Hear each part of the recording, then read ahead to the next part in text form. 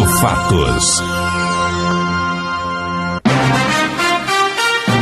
A revista Veja reportou sobre uma ameaça de morte ao ministro Joaquim Barbosa, de autoria de um militante petista do Rio Grande do Norte, o que se constitui num fato deveras lamentável em nosso país.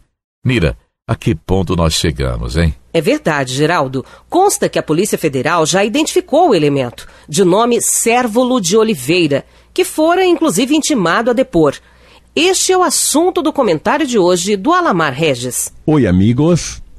A revista Veja denunciou e a Polícia Federal intimou um elemento de nome Cérvolo de Oliveira, militante ativo do PT, que claramente ameaça de morte o ministro Joaquim Barbosa, presidente do Supremo Tribunal Federal.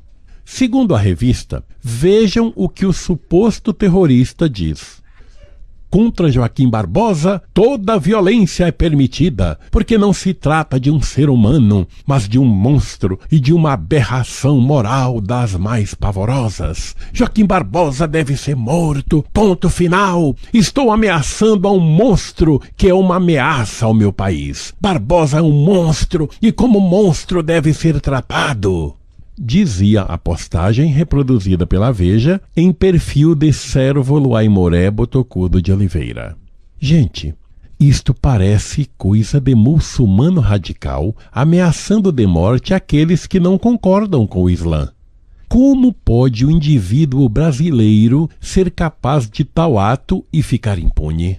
Todo mundo sabe do ódio terrível que os petistas têm do ministro Joaquim Barbosa. Afinal de contas, eles não querem que os corruptos sejam presos no Brasil. Obviamente, endossando que pode-se roubar à vontade na política, pode-se desviar dinheiro e praticar mensalões sem punição. Se são capazes de fazerem tal ameaça à mais alta autoridade da justiça brasileira, imaginem o que não fazem em relação a um juiz regional qualquer de primeira instância que possa ter a audácia de condenar um militante petista à prisão. Não querem que os mensaleiros fiquem presos. Querem promover a desordem com essa audácia de afrontar até o Supremo Tribunal Federal. Vejam a que ponto chegou o nosso país. Comecemos a raciocinar em cima de fatos históricos. Quando se fala, por exemplo, do assassinato do Celso Daniel, prefeito de Santo André, que fora executado de forma suspeita e que todo mundo diz que ele não concordava com determinadas atitudes e procedimentos do PT na região do Grande ABC Paulista, obviamente o partido se defende, desmente tudo e diz que o Celso era companheiro e que não tem o menor fundamento a acusação de que ele fora assassinado pelo próprio PT. Ok. Em princípio, todo mundo tem que respeitar essa opinião do partido e não tem por que ninguém fazer pré-julgamento, já que se constitui injustiça fazer julgamentos por mera indisposição contra o partido. Queiram ou não, o crime foi muito bem planejado, muito bem executado de uma forma que não fossem deixadas provas. Agora, analisemos a realidade atual. Quando existe uma orquestração em nível nacional inflamando a militância a manifestar o seu ódio contra o ministro Joaquim Barbosa, a ponto de um militante com instintos terroristas fazer uma ameaça desta, identificado com nome e tudo, e inclusive intimado pela Polícia Federal.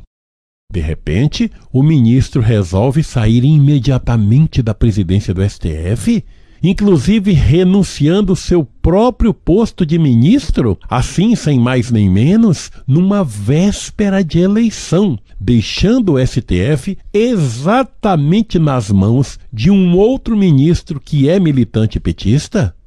Você não acha estranho, meu ouvinte?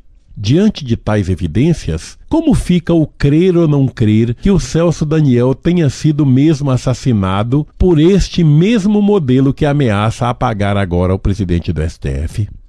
É só questão de raciocínio. Não precisa fazer muito esforço mental, não.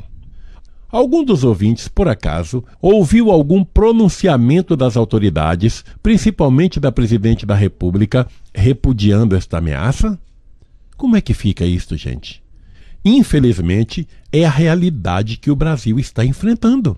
Muita gente não vai estar nem aí para isto. Pouco está se lixando para o que está acontecendo no Brasil. Sabe por quê? Porque a alienação nacional só consegue ver como prioridade a Copa do Mundo. Neste país, onde nada é mais importante que o futebol. Pra frente, Brasil! E a edição desta quarta-feira do Jornal Rádio Fatos termina aqui. Muito obrigado a todos, um abraço e até mais. A gente volta a se falar amanhã neste mesmo horário, para mais um encontro marcado com a informação. Até lá! Agora você está bem informado. O Jornal Rádio Fatos volta amanhã com as principais notícias do dia. Obrigado pela sua audiência e até lá.